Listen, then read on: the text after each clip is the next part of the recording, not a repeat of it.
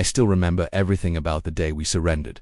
The war with the humans had been the longest and harshest we'd ever faced.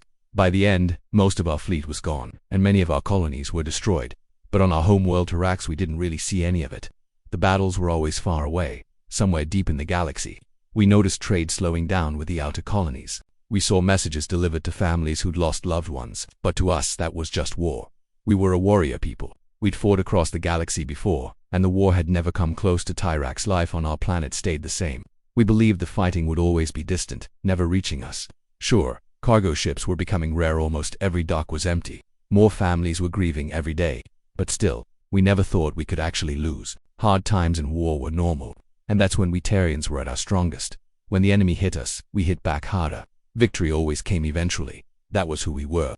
We never gave up. We never made peace with enemies like the humans. So, when the government announced we were going to surrender, no one believed it. We thought it was a mistake. Maybe someone leaked a worst-case scenario or typed the message wrong. Maybe it was actually the humans who were surrendering. Or maybe they'd hacked our systems. But by the next day, more official statements were released. And this time there was no denying it. It was real. Our leaders had decided we had lost the war and we had no choice but to surrender to the humans. Everything after that felt unreal. People stopped working. Schools closed. The streets were full of silent, confused citizens, just wandering around, trying to understand what had happened. How could we lose? We had never surrendered before, not in 1,000 years, not in 100 wars. Our military was the strongest in the galaxy and the war had started in our favor. We destroyed an entire human fleet with our first strike. We took over their closest colonies before they could react. We had every advantage. Besides, the humans were our sworn enemies. They had helped our old rivals, the Revan, by sending them weapons during that war. And their colonies kept creeping into our space. We saw them as ruthless, always expanding, capable of torture and destruction. That's why it made no sense. Many of us couldn't believe it. It felt impossible. But deep down we knew it was real. As the truth slowly sank in, fear followed. The government began talking about human occupation forces arriving soon. We all knew what that meant. We'd heard stories from the outer colonies after they fell. Stories of mass executions, anyone who might resist being wiped out. Entire populations forced into labor. Beatings, torture, daily horrors, and then there were darker whispers, things too terrible to be spoken openly. Even the government didn't mention them, but everyone had heard the rumors. Some people chose to end their lives before the humans even arrived. Better to die with dignity than be dragged into a slave camp and tortured. The government made such actions illegal, urging citizens to be strong for the future. Most of us obeyed, even if some began to wonder, why follow a government that had already surrendered? Those who asked out loud were arrested immediately. Across the planet, everything felt like it was coming apart. A few protests broke out, some by soldiers, some by civilians demanding that we keep fighting no matter what. But the government had prepared. Loyal troops were stationed at key locations. They shut the protests down fast. And when others saw no one was backing them, the unrest died out. Most people were simply in shock, paralyzed. All we could do was wait. Roughly a month after the surrender announcement, the government said nothing. But then one evening, without warning, it was announced the human fleet would arrive in orbit the next day. Surprisingly, there was no chaos, just silence, acceptance. If this was how it ended, we would meet it with dignity, just as Terrians always had. Many people quietly said their goodbyes to loved ones. Then they went home, locked their doors, and sat alone thinking about their lives, and what was coming. Some of us watched through telescopes as the human fleet reached our orbit. Their ships weren't much larger than ours, but there were so many. I counted more than twice the number of warships we had launched at the beginning of the war, and this was just one of their fleets.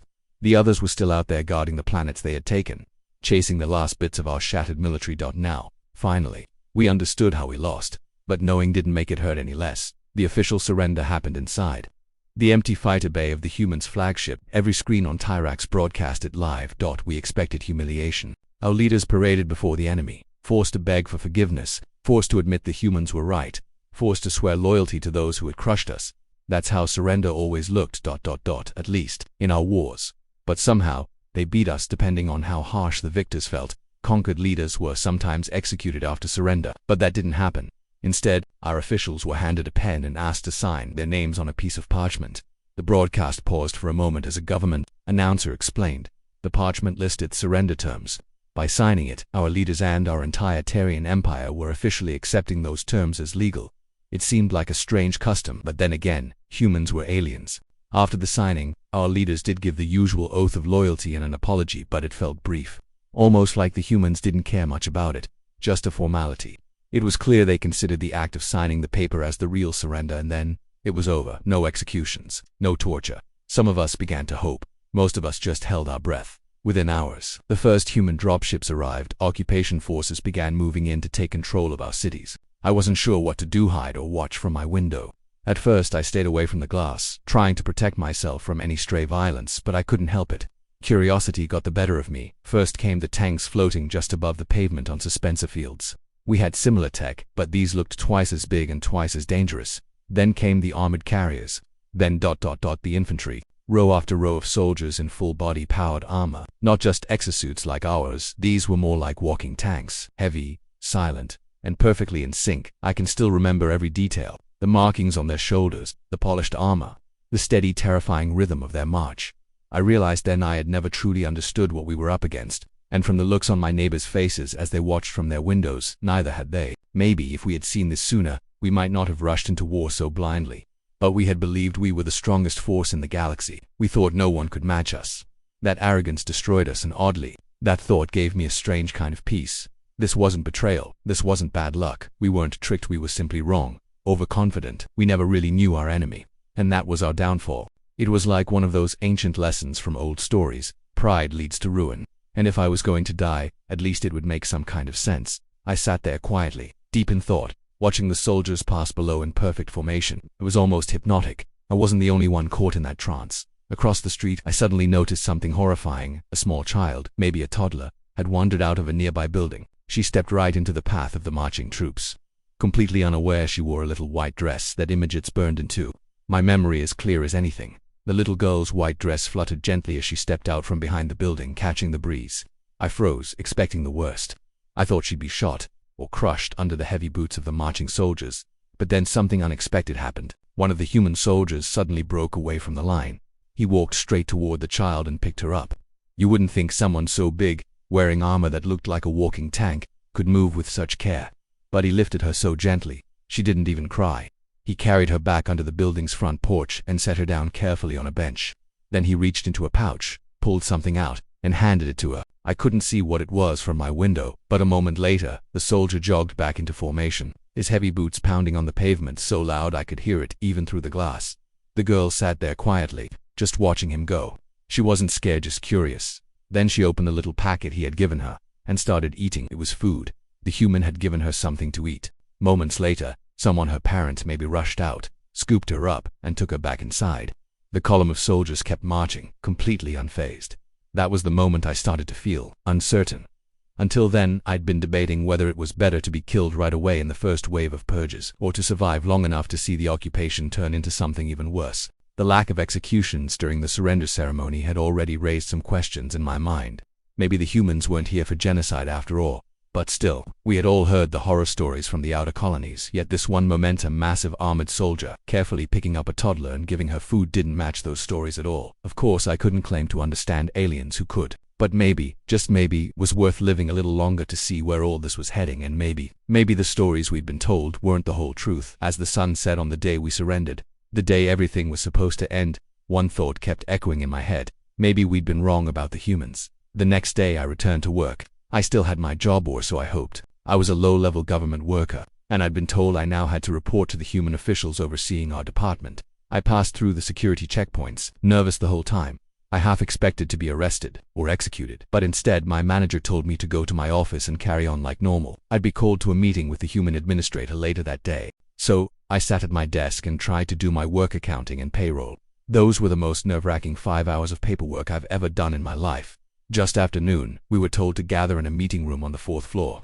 I passed several human soldiers along the way. These wore lighter armor, still intimidating, but not the walking tanks from before. My heart pounded as I walked past them. I kept wondering, were any of them here to be part of a firing squad? I sat down in the meeting room alongside of my co-workers and waited. A few minutes later, a human walked in and introduced himself. His name was Doug. At first, I wasn't sure if that was his name or a title. It sounded strange to my ears and was difficult to pronounce, but he seemed friendly enough. He explained that he would now be supervising all clerical departments in our city's local government. Then, without much ceremony, he launched into a long explanation about the new formatting rules we'd need to follow to match the standards of the occupation government. There were a lot of diagrams, a lot of graphs that he mentioned that any document with political content needed to be filed in triplicate, one for our department, one for the local censors, and one for the planetary government. But he added that most of us in accounting and personnel wouldn't deal with that sort of paperwork anyway. For now, staffing would remain the same, though that might change with quarterly reviews. Doug wrapped up by saying he looked forward to working with us, and that, together, we could help rebuild Tyrax into a strong, prosperous society. That was it. No talk of mass purges. No threats of punishment. Not even a warning. I don't remember exactly when I started to relax. It didn't happen all at once. A part of me still waited for the humans to reveal their true nature: cruel, violent, unforgiving. That's what we had been taught to expect, but the days passed, then weeks, then months, and it never came. There were no mass arrests, no torture, no forced labor. There were a few trials, yes, but only for individuals accused of specific war crimes against the humans. And once the evidence was shown publicly, it was hard to argue that they didn't deserve it. There was no reign of terror. In fact, everything began to feel normal, almost too normal. Surrender Day had felt like the end of everything, but life didn't stop. Over time, I got to know Doug better. I even learned how to pronounce his name correctly. He turned out to be competent, respectful, and kind. He could be a little unpredictable, but nothing we couldn't handle. In fact, he treated me with more respect and patience than any of my former Terrian supervisors ever had. From what I saw, most of the humans in the occupation government were just like him, and slowly I found myself making friends, real friends among them. Then, one day, it hit me. Something I'd already been feeling for a while, but hadn't wanted to say out loud. The surrender wasn't the end. It was hard to accept all those lives lost, all that destruction, the suffering, all for nothing. It had been a war born of arrogance and greed, and admitting that we were wrong was painful, but I couldn't ignore the truth anymore. It was right there in front of me, every single day. The day the humans arrived wasn't the end of the world. Well, maybe it was. Maybe it was the end of the old Tyrax, but in its place, something new was beginning. And maybe with the humans we could build something better.